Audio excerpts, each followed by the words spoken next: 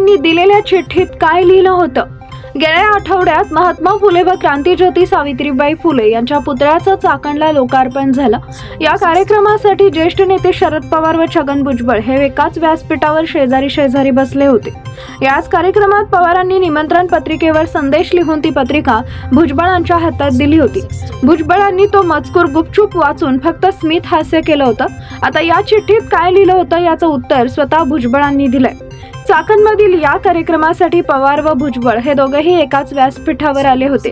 भुजबळ कार्यक्रमाला उशिरा आले। हे दोघेही शेजारी बसल्यानंतर बराच वेळ त्यांच्यात चर्चा झाली नाही।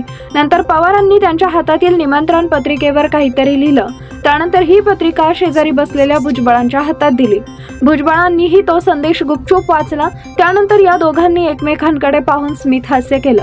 आता पवारांनी काय लिहिलं व भुजबळांनी काय वाचलं याची चर्चा महाराष्ट्रभर रंगली आहे। याच प्रश्नाचा धागा पकडून आज पत्रकारांनी भुजबळांना बोलतं केलं। पवारांनी त्या चिठ्ठीवर काय लिहिलं होतं असा प्रश्न पत्रकारांनी भुजबळांना विचारला। त्यावर भुजबळ म्हणाले, त्यावर काय लिहिलं ते कसं सांगू? ते पर्दे में रहने दो, पर्दा ना उठाओ असं म्हणत भुजबळ मनसोक्त हसले। त्यांनी मोठ्या खुबीनं हा प्रश्न टाळण्याचा प्रयत्न केला।